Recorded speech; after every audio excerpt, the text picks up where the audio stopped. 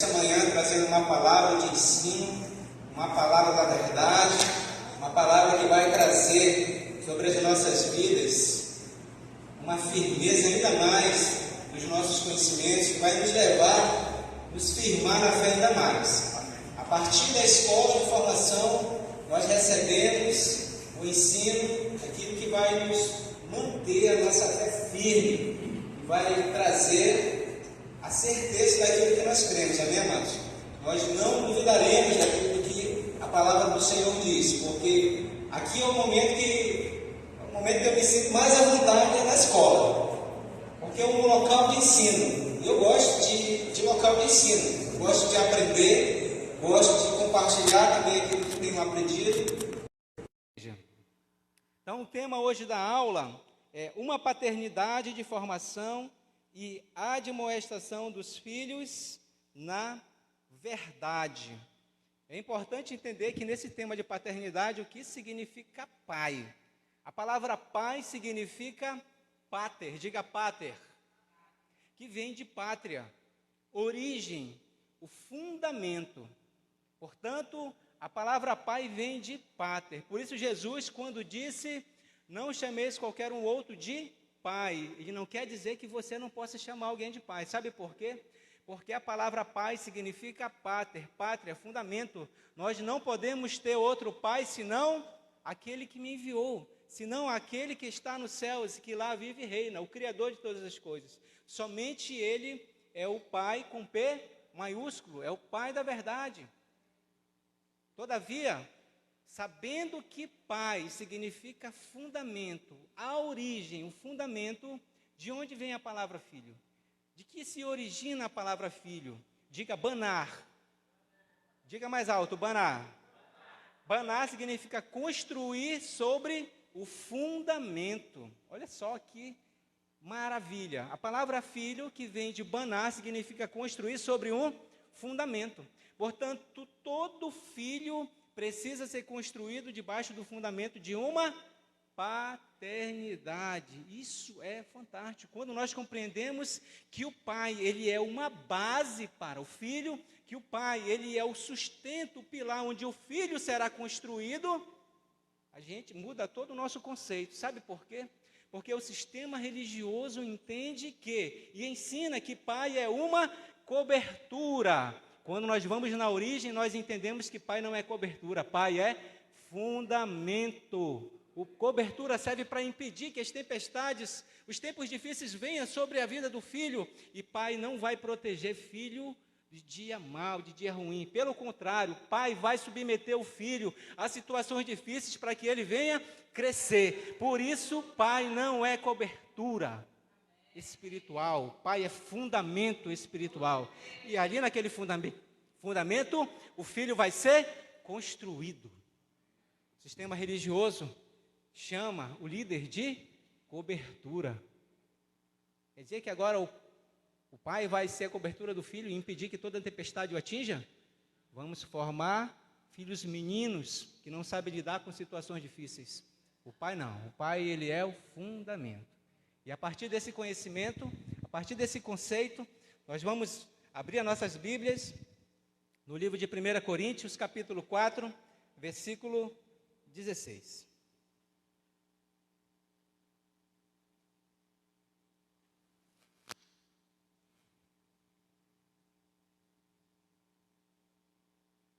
Versículo 14. A palavra do Senhor diz assim: não vos escrevo dessa forma com a intenção de vos envergonhar, mas para vos advertir. E outra versão diz: para vos admoestar, como a meus filhos amados. Ou seja, o apóstolo Paulo, ele está admoestando aquela igreja de Corinto. O apóstolo Paulo, ele está admoestando a igreja de Corinto. Diga admoestar. Diga de novo, admoestar. Vamos lá. Vamos primeiro entender o que é admoestação. A palavra admoestação, de acordo com o dicionário de Oxford, significa advertir da incorreção de modo de agir e pensar com brandura. Ou seja, é alguém que lhe ver numa situação em que você está agindo de modo incorreto e que você está pensando também de modo incorreto, ele vai lhe trazer uma advertência, ele vai lhe admoestar, ele vai lhe chamar e vai falar que aquilo que você está pensando, aquilo que você está agindo, seus pensamentos, suas ações estão incorretas e precisam ser mudadas.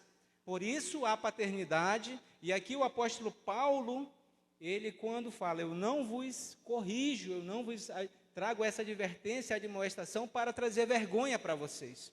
Qual é o pai que está aqui presente? Quem é pai, levanta a mão, pai e mãe. Qual é o pai que corrige o seu filho para envergonhar o filho? Tem aqui pai que corrige o seu filho para envergonhar? Não. Todo pai que corrige o seu filho é para o bem do filho. Por isso o apóstolo Paulo, ele escreve à igreja de Corinto, admoestando, não para a vergonha, mas como o pai corrige aos seus filhos. Isso é tremendo. E essa correção que o apóstolo Paulo ele traz sobre a igreja de Corinto, não é uma correção naturalista, não é uma correção natural, como acontece comumente no nosso meio, mas é essa correção, uma correção no âmbito espiritual. É na cosmovisão espiritual que ocorre essa admoestação. Não é algo simples, é algo que vai interferir lá na frente da vida da igreja. Não é algo que a gente deva ver de um modo simplista. É algo que está envolvendo gerações que estão por vir e que quando a gente interrompe, permite com que alguém haja de uma forma incorreta, a gente está permitindo com que o filho dele siga o pai, com que o neto, o trineto, o bisneto, e assim consecutivamente. Portanto, uma admoestação, ela influencia em milhares, em dezenas de gerações. Por isso nós devemos sempre ter o coração disponível, um coração disposto, um coração que não tenha orgulho para receber a correção, para receber a admoestação. Eu vou perguntar aqui só da formação, vou perguntar só da formação. Quem da formação, valendo 10, quem da formação já foi admoestado pelo apóstolo Ricardo? Levanta a mão aí. Ah, sobrou ninguém, tem ninguém perfeitão não aqui? Olha só, amados, você vê que o governo da igreja, para chegar no nível que chegou, teve que receber a admoestação, porque ninguém chegou aqui bonitão, galáctico não, tá? Todo mundo chegou aqui quebrado. Você vê o testemunho da Dai, com o mestre Michael, você vê o testemunho do João Paulo, que conseguiram restaurar sua família, a Nilda, Nonato, o pastor ali que veio, né, teve que mudar o pensamento, pastora Erilene, pastor Max, todos receberam a orientação e a advertência. Olha, você precisa seguir por aqui, isso que você está fazendo está correto. E eu esqueci de levantar minha mão também, tá? Eu já recebi também, meu. Eu também já penso que... Depois eu vou contar para vocês, tá bom? Deixar para o final da aula aqui, tá? Meu tempo é pouco porque a coordenação me deu pouco tempo. Nosso tempo aqui passa muito rápido. Para vocês aí demora, mas para quem está aqui passa muito rápido. Meu Deus. A admoestação ocorre na cosmovisão espiritual e não na natural. Amém, amados? Agora, olha só o que o apóstolo Paulo lhe diz. Eu não vos escrevo dessa forma. Que forma? Que forma? Aonde nós encontramos essa resposta? Nós encontramos antes do capítulo. Então, para a gente compreender de que forma o apóstolo está falando, nós precisamos retornar um pouquinho. Abra no versículo 6. Aí, no capítulo 4 ainda, tá? No versículo 6. A palavra do Senhor diz assim: irmãos, apliquei essas verdades a mim e a Apolo por amor de vós, para que por nosso intermédio aprendais a não me ir além do que está escrito, de maneira que nenhum de vós vos se ache orgulho a favor de um contra o outro. Então, a primeira coisa que o apóstolo fala, olha, vocês estão pregando além daquilo que está escrito. Ou seja, o ensino de uma falsa doutrina. E para que não haja orgulho do vosso coração, um sobre o outro. Olha, como eu sei mais do que você. Então, naquela igreja estava havendo uma soberba muito grande por parte de alguns irmãos que estavam indo além do que aquilo que está escrito na verdade. Então, o apóstolo Paulo, ele percebeu que há um problema muito sério naquela igreja, que estavam pregando aquilo que não está escrito na palavra do Senhor. E isto é sério, você começar a falar aquilo que não está escrito. Vocês já ouviram falar naquele ex que te digo? É cada profetada na internet que a gente vê, né? É a moela na garganta, é um monte de coisa. É cada absurdo que a gente vê que aquilo que não está escrito. Então, aqui o apóstolo Paulo, ele fala o seguinte, ó, para que não haja orgulho. Quem aqui já teve orgulho no coração? Orgulhoso, né? Quem é mais orgulhoso, o homem ou a mulher? Os dois? Mas quem é maisão? Homem. Amados, pode observar, qualquer igreja que se reúne em qualquer lugar de Manaus, quem é a maioria, o homem ou a mulher? A mulher é a maioria, porque a mulher ela tem um coração mais sensível a Deus, e o homem tem um coração duro. E aqueles que estão aqui, nós louvamos a Deus, porque são homens de honra que decidiram caminhar com o Senhor. Muito embora a mulher também tenha orgulho muito grande. É difícil a gente pedir perdão, né? É ou não é? É. Mas sabia que quem ganha uma discussão é quem pede perdão? Você quer ganhar? Peça perdão. Olha para o seu irmão aí e fala, você quer ganhar uma discussão? Peça perdão. Então o apóstolo Paulo, ele diz, pois quem é que te faz destacar com relação aos demais? Quem é que te faz destacar em relação? E o que tens que não tenha recebido? Ou seja, o que o pessoal que queria se destacar um ao outro, quem é que te faz se destacar? Se não somos nós, porque todo o contexto fala de paternidade, se não somos nós que temos trazido sobre vocês o conhecimento, né? E se recebeste, então, qual é o motivo do teu orgulho? Se você recebeu de graça, tu está se orgulhando de quê? Né? Por que tu está batendo a mão no teu peito e está falando, eu sou o cara? Né? Então, vocês estão se enchendo de orgulho? Não. Apóstolo Paulo está advertindo aquela igreja. E, versículo 8, já tendes tudo o que desejais, já estás rico, diga, já estás rico. Conseguistes vós vos tornar reis, e isso sem nós. Quisera muito que eu verdadeiramente reinasses, para que também nós reinássemos convosco. Olha só o que o apóstolo Paulo fala, algo que a gente precisa aprender na nossa vida. Ele já está falando aqui para a igreja. Vocês já são reis, digo, vocês já são reis. Quisera eu muito que verdadeiramente reinasses, diga, verdadeiramente reinasse, para que também nós reinássemos convosco. Espera aí, eles já não são rei? Como é que o apóstolo Paulo está falando para que verdadeiramente eles reinassem? É verdadeiro o reinado daquela igreja? É não. Pode ser rei? O que significa rei? Governo, posição. Você toma posse de propriedades. É uma igreja que tinha poder financeiro, aquisitivo, poder jurídico, poder de governo, posições. E aí o apóstolo está falando, olha, vocês já são reis, já têm tudo, vocês são ricos. Pudera eu, né, que verdadeiramente vocês reinassem, para que eu também reinasse com vocês. Você sabe o que ele está dizendo? Vocês reinam, mas vocês reinam somente para vocês. E eu que sou o pai de vocês, não reino junto com vocês. Eles abandonaram a paternidade, eles isolaram. E mais, eu vou continuar aqui porque é forte essa palavra.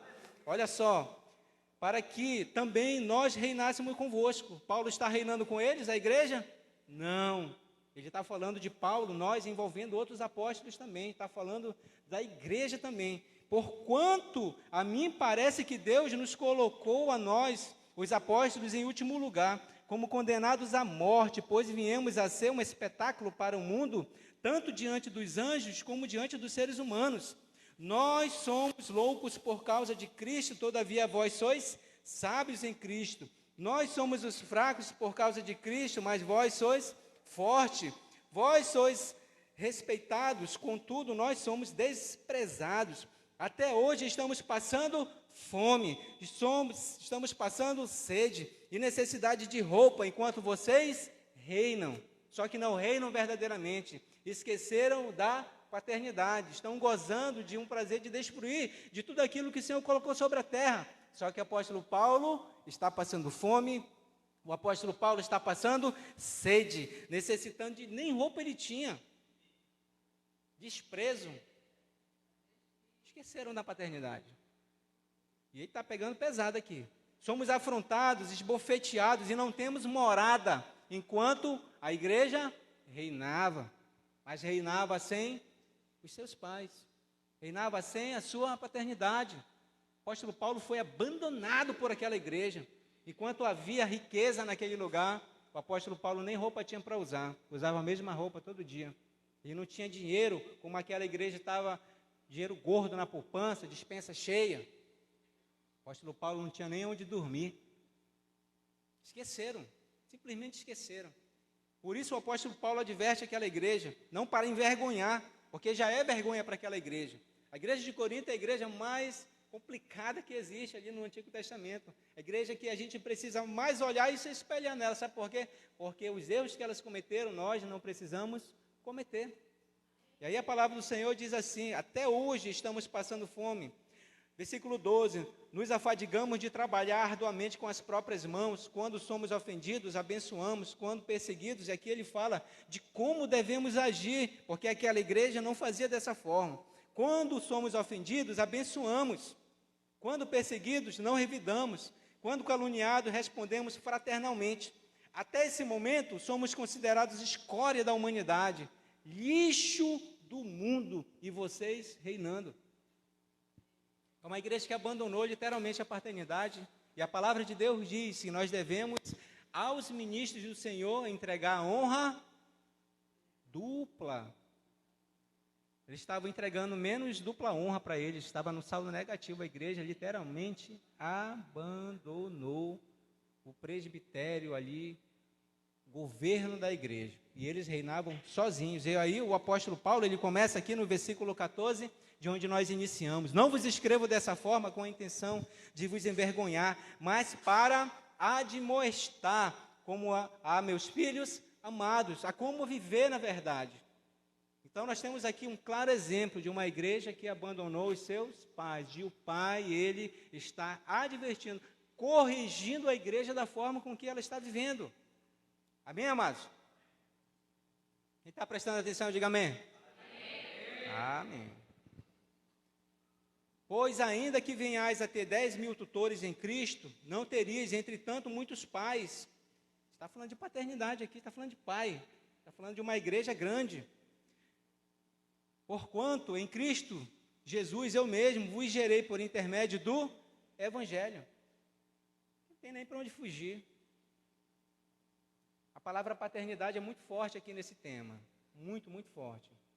Ele considerando a igreja como pai.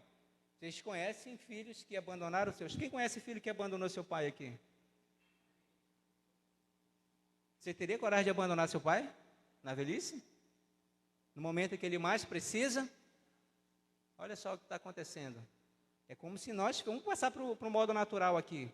Você tem um pai já idoso, 75 anos, pegou Alzheimer. Aí ele te dá trabalho. Aí você tem muita riqueza. Aí você o abandona. Aí ele não tem onde morar, ele não tem roupa para vestir, ele passa fome e passa sede. O que esse senhor é? Um mendigo, perdido, abandonado, louco na rua. É exatamente isso que fizeram com o apóstolo Paulo. Isso a igreja fez com a sua paternidade. Pesado, né? Pesado demais. Abra a Bíblia aí, no livro de 1 Timóteo, capítulo 1, versículo 3. Conforme te solicitei, quando partia para Macedônia, permanece em Éfeso para admoestar ou advertires a certas pessoas que não mais ensinam falsas doutrinas. O apóstolo Paulo está falando para Timóteo, para que ele permaneça em Éfeso. Então o apóstolo Paulo, ele entrega a seguinte mensagem a Timóteo: adverte alguns irmãos que estão trazendo à igreja falsa doutrina, e que parem de dar atenção a mitos e genealogias intermináveis. A igreja já estava com a teologia pesada naquele tempo.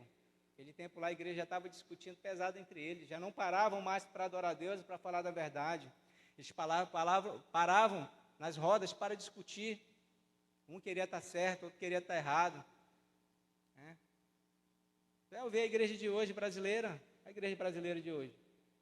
Quantas convenções aqui no Brasil existem? Batista, Presbiteriana, Assembleia, Deus e Amor, Ministério Neopentecostais, e vai embora. Elas se unem ou não? Cada um com a sua doutrina. É diferente disso aqui? Não. A igreja brasileira comete o mesmo erro da igreja de Corinto, ao se desunir, ao ficar discutindo, eu sou certo, eu estou errado, tu é salvo para sempre, tu não é salvo para sempre,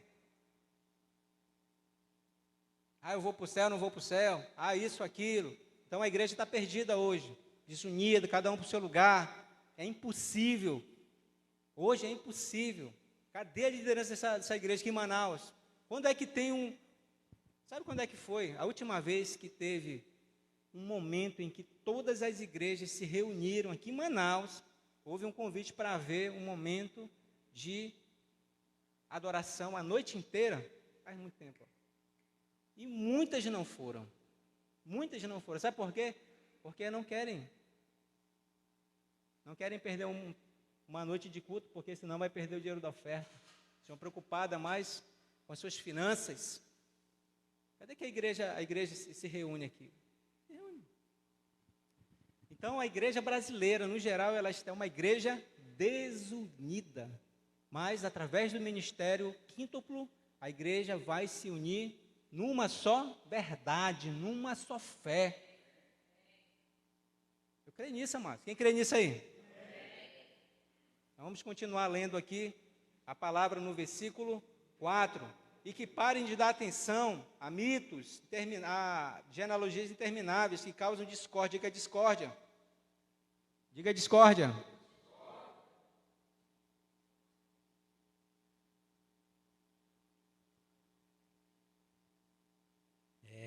Discórdia já existia. A discórdia em lugar de propagarem a obra de Deus. Então, eles não queriam mais saber de pregar.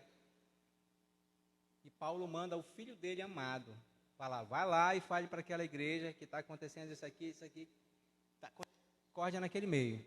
Eles não estão mais pregando a verdade. E aí veio o curso de teologia. Outro dia eu fui convidado para fazer um curso de teologia. Eu fui ministrar num lugar, e aí o pastor falou, cara, já é teólogo? Falei, não. Tu não tem curso de teologia, não? Bora fazer. Tem um curso top ali para você fazer. Tu vai ficar respaldado. Diga agora, é um curso de teologia que vai me respaldar, é? Agora, por que eu não tenho respaldo? Não, onde tu chegar, tu não tem respaldo, porque tu não tem curso de teologia. Vou ficar calado aqui, amados, porque é triste a ignorância. Você pode pegar no livro de Timóteo aqui, quando o apóstolo fala, olha, vocês que desejam o presbitério, vocês que desejam um ministério sobre a sua vida, uma ordenação ministerial, isso é muito bom. Mas se vocês desejam isso, aí ele começa a descrever 16 características. Irmão Jorge já ouviu essa palavra, né, mulher? 16, 17. É muita característica. Você sabe que dessas 16, 15 falam de caráter? 15 falam de caráter. Só uma fala, ensina a igreja, né? Tem que estar apto a ensinar a igreja. Só uma fala daquilo que nós recebemos externamente. Está apto para ensinar a igreja. Aí você lê a palavra, recebe do Senhor, e aí você ensina. Nem curso de teologia precisa. Para você estar apto para ser um ministro do Senhor, das 16 características que a Bíblia ensina, 15 são caráter. E não há em curso de teologia matéria sobre caráter, ensinando como você deve viver. Tem teoriazinha básica lá que não vale nada. Então, isso é um curso que para mim é irrelevante. Não acrescenta nada na minha vida. E quando eu ouvi isso de um apóstolo Gutenberg, em 2012, isso me deixou impactado. Porque eu admirava quem sabia a Bíblia. Mas não precisa, para você conhecer a Bíblia, basta ler a Bíblia. Seja um diarista na leitura da palavra.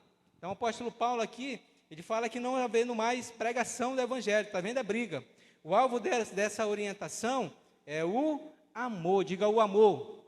O apóstolo Paulo fala à igreja por amor, para que eles entendam que o amor à palavra de Deus, a obra de Deus, é mais importante do que todas essas discussões que estavam vendo naquele lugar. Amém, amados? Olha só, um exemplo de admoestação que o apóstolo fala, tanto nessa igreja, como na igreja de Corinto, ele fala do orgulho, diga orgulho. Quem já teve, levanta a mão aí. Tem mais não, né? Diga tenho não. Olha lá, hein? Olha lá, que eu vou perguntar do teu cônjuge. Acaba rápido o orgulho? A pastora está falando aqui, é uma luta diária. Todo dia você tem que se superar, né? Não se preocupa não, ninguém vai ficar pobre não aqui se pedir perdão, tá bom? Orgulho, imaturidade, coração indisposto a receber admoestação. Olha só o que o pai ele faz sobre o filho. Pai não gera pressão de cima para baixo. Pai não gera pressão de cima para baixo. Pai, ele te impulsiona para cima. Diga, pai te impulsiona para cima. O pai, ele é um catapultador espiritual. Ele vai te catapultar. Já viram aquele negócio que lança assim, que tinha na guerra antiga? Soltava e ele lançava. Catapultador espiritual. Essa é a paternidade, né? A catapulta espiritual. Então, a paternidade, ele te lança para vencer as guerras. Ele não é uma cobertura, ele é fundamento onde você vai ser construído.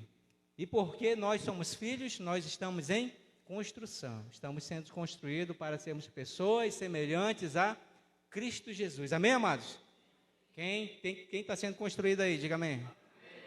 Já tem a coluna, tudinho já? Tem que ver como é que está essa casa aí. Se nós somos filhos e somos uma construção, já tem cobertura, já tem as colunas, ou não tem coluna, se vier um vento derruba a parede. Tem que construir essas colunas aí, meu amigo, irmãzinha. Vamos construir essa casa, amém? Vamos chegar com a casa hoje bem bonita, amém? Isso é uma construção que leva a vida inteira, tá? Para você buscar maturidade, você leva a vida inteira. Tem gente que consegue essa maturidade cedo, amém, amados? E eu vou trazer, obviamente, o exemplo de orgulho. Vou falar de mim mesmo, amém, amados? Todo mundo gosta de ouvir, né? Um testemunho pessoal. Todo mundo fala de vitória. Não, vou te falar aqui de uma derrota. Vou falar de algo que aconteceu comigo aqui. E poucas pessoas sabem, somente a liderança aqui, amados.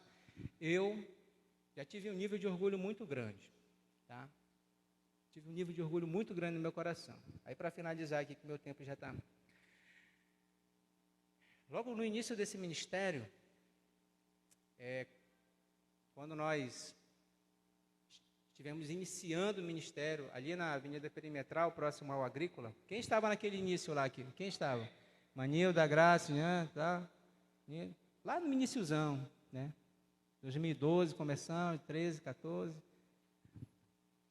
E aí eu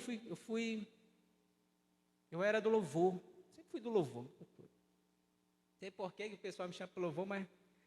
E aí, olha, você já era líder lá no louvor, lá vai continuar liderando essa equipe aqui. Falei, tá bom. E aí, veio a paternidade. Então, para mim, foi novo. Por quê? Porque em outro lugar eu nunca tive paternidade. O pastor lá nem aí. E aí eu passei a ter uma paternidade. E para um pai, nós prestamos obediência. Meu não? Qual é o pai que gosta que o filho não obedeça? Todo pai gosta que o filho obedeça. E como eu não tinha paternidade, eu não sabia obedecer. E aí veio uma ordem. Eduardo, você canta bem, você toca bem, tal e tal, sabe as notas. Pois é, agora eu quero que você faça músicas, componha. Quero que você construa músicas. E você vai cantar as músicas que você compõe. Você vai compor. Aí, eu não sei fazer música. Eu não vou fazer música, não. Vai sim, você vai fazer música.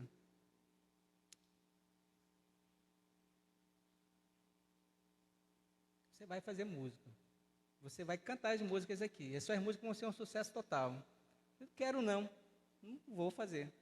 Você vai cantar as músicas do reino. Você vai promover o reino cantando as músicas do reino. Chega de cantar essas músicas aí. Quem te viu passar na prova não te ajudou. Chega disso. Cantar música de vingança, acabou com música de vingança. Quem te viu passar... Vamos lá? Quem te viu passar na prova, não? Vocês sabem, né? Vocês cantam na casa de você, né? Falei, não vou não. Aí o coração se encheu de orgulho. Eu não vou perder essa batalha.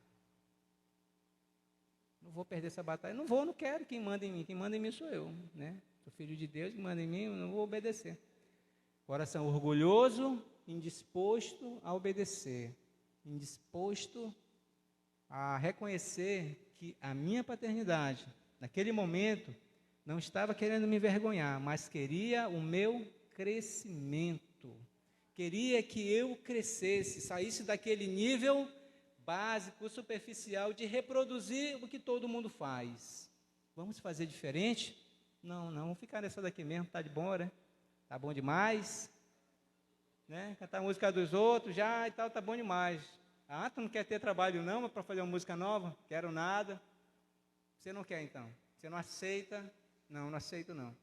Então o meu coração se encheu de orgulho. O meu coração se encheu, sabe, de soberba. Eu não vou. Manda em mim. O que acontece? Rompimento. Se nós pensamos diferentes, vamos romper. Sabe? E aí depois eu parei para pensar, imaginar. Por que não obedeci?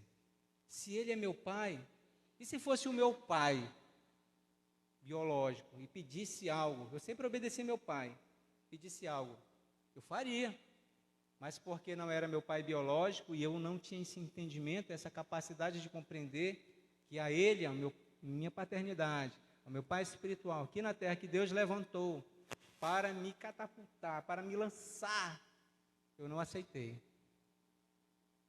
Aquele que lança, eu não aceitei ser lançado, fechei meu coração, sabe? Então, houve uma perda muito grande. Sabe por quê? Porque se naquele tempo eu tivesse obedecido, tinha para mais de 100 músicas, meu não? Tinha um monte, ó. Tinha várias músicas, composição enorme, mas por falta de insubordinação, por ter um coração orgulhoso, eu fechei o meu coração para aquela orientação, e ele estava me lançando, e eu não quis ser lançado. Então, aquilo que a paternidade estava admoestando, olha, eu quero que você pare com isso, eu quero que você agora faça isso aqui, porque nós vamos nos lançar ainda mais no nível maior. E eu me recusei a submeter a uma admoestação da paternidade. Mas, tem um lado bom nisso. Eu repensei, retornei com ele e falei, olha, vamos caminhar novamente junto. Eu recuo da minha palavra, me arrependo de ter falado aquelas coisas. E agora eu quero me lançar. Pode me lançar. E aí veio toda a formação, todo o treinamento, toda a orientação, a demonstração. E hoje eu louvo a Deus pela paternidade que tenho e pela vida que tenho levado, eu e a minha família. Amém, amados? Deus abençoe a sua vida. Dê um aplauso ao Senhor. Nós já louvamos a Deus, porque hoje nós vivemos uma vida abençoada, porque nós colocamos o coração à disposição a obedecer à admoestação da paternidade. Deus abençoe a sua vida em nome de Jesus. Dê um aplauso novamente ao Senhor, mas